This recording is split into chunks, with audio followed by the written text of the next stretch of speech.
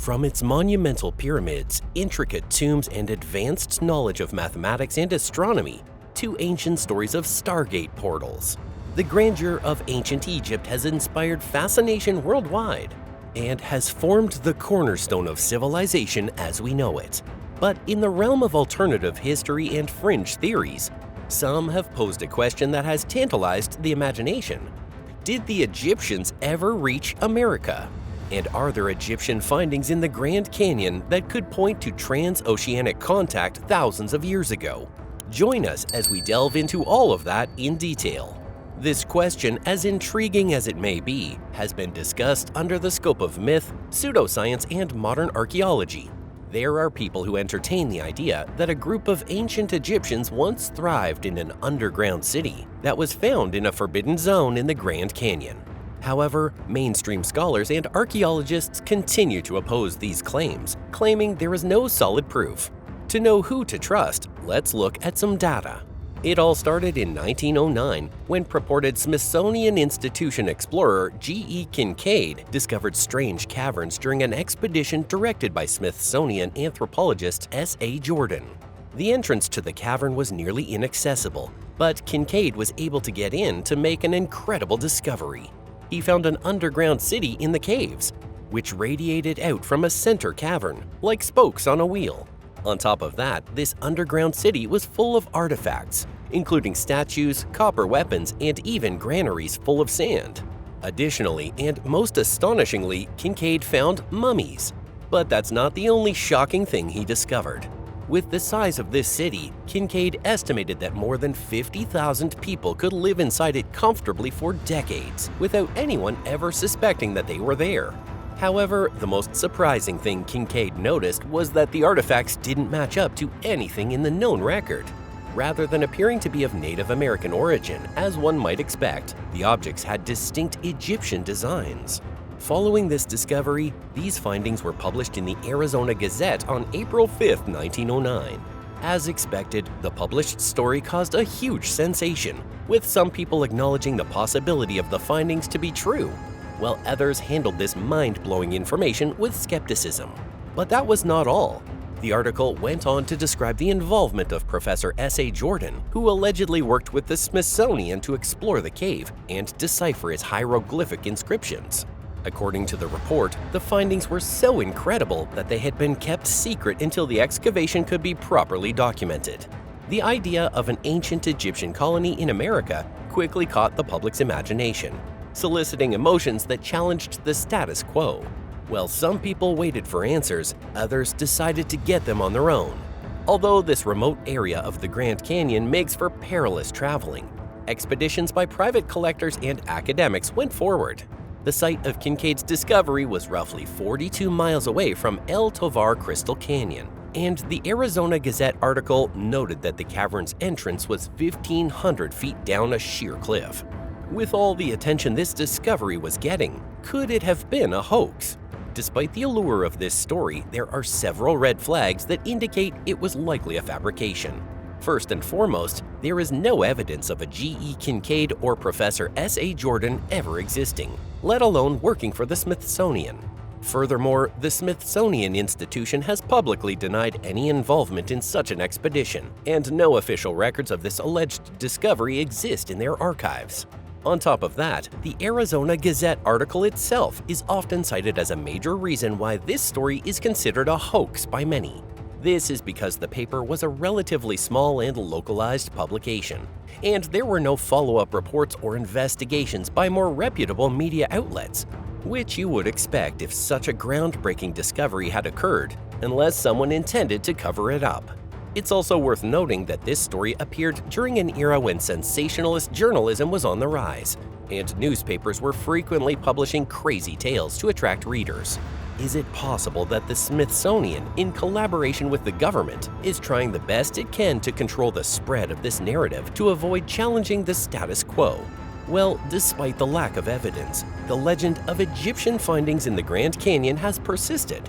It has found new life in conspiracy theories, online forums, and documentaries that claim the Smithsonian is actively covering up evidence of ancient transoceanic contact.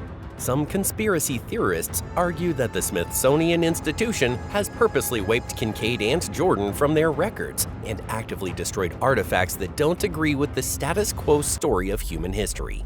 Others think the caves hold a passage to the fourth dimension, where the reptilians who have secretly run the world for thousands of years emerge into our world. Still others believe the area is top secret and closely guarded, like Area 51.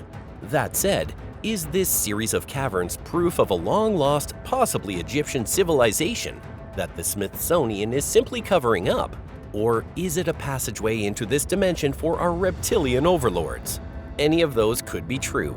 But what does modern archaeology have to say? The ancient Egyptians were undoubtedly skilled sailors. During the height of their empire, they traded with civilizations as far away as the land of Punt, thought to be located in present-day Somalia or Eritrea. Egyptian records describe voyages down the Red Sea and into the Indian Ocean, but these expeditions were conducted along the coastlines and never ventured into the open ocean. In terms of crossing the Atlantic, according to modern archaeology, it is highly unlikely that the Egyptians had the technological means to do so. While their ships were advanced for their time, they were designed primarily for river travel and coastal navigation. Unlike the still waters of the rivers, the open Atlantic is far more challenging, requiring ships capable of withstanding powerful ocean currents, storms, and long periods at sea. The Egyptians had no known navigational tools that would have enabled them to make such a journey across the vast expanse of the Atlantic. Moreover, there is no archaeological evidence in the Americas to suggest contact between the Egyptians and pre-Columbian civilizations. If such contact had occurred, we would expect to find physical remnants of Egyptian culture, perhaps artifacts, architecture, inscriptions, or DNA markers, none of which has been discovered in the Americas. Instead, the evidence points to indigenous cultures developing independently of Old World influences. At least, that's what modern archaeologists think. But what do alternative theories have to say? Despite the lack of evidence and people relying solely on legends, myths, and pseudoscience, the idea of ancient Egyptian contact with America remains quite intriguing. This is due to the sheer mystery of ancient civilizations. The gaps in our understanding of the past invite speculation, and for some, the idea that advanced ancient cultures may have been capable of transoceanic contact is too tantalizing to resist. Considering the carvings engraved on the walls of the pyramids of Egypt, carvings of objects that look like choppers, atomic bombs, UFOs, and other modern tech, it would be foolish to ignore the fact that these ancient people had knowledge of what we consider modern technology. These drawings challenge mainstream narratives of the nature of life the ancient Egyptians lived and the kind of technology they had access to. Some people argue that these theories are rooted in legitimate questions about the capabilities of ancient civilizations. Apart from the strange carvings, the construction of massive stone structures, such as the pyramids in Egypt or the megalithic temples of Central and South America, makes a lot of experts question how these ancient people achieved such great levels of engineering prowess. However, the leap from architectural marvels to the idea of ancient Egyptians colonizing the Grand Canyon is unsupported by any hard evidence. As convincing as the capabilities of the ancient Egyptians seem, they are not the real ancestors of the Grand Canyon. This area, for thousands of years, has been inhabited by various native groups, including the ancestral Puebloans, the Hualapai, the Hopi, and the Navajo.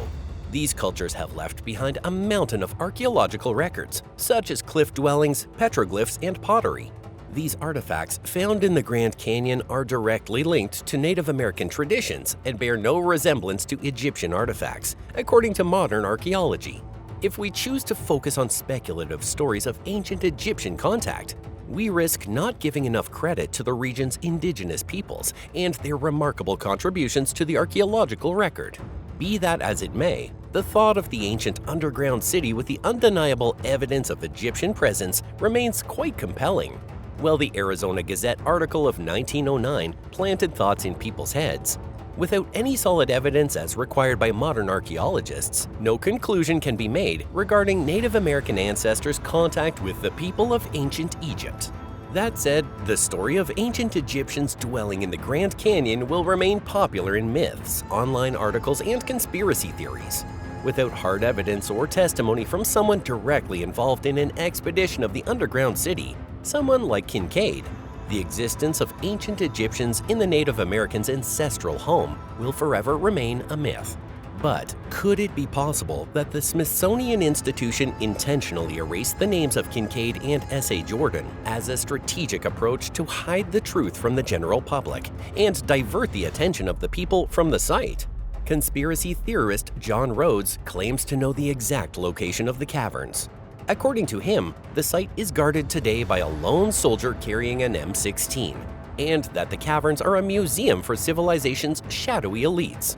To make things even more bizarre, David Icke connects Kincaid's Grand Canyon discovery with reptilian overlords in his 1999 book, The Biggest Secret. Whether or not ancient Egyptians found their way to the Grand Canyon, one thing is clear.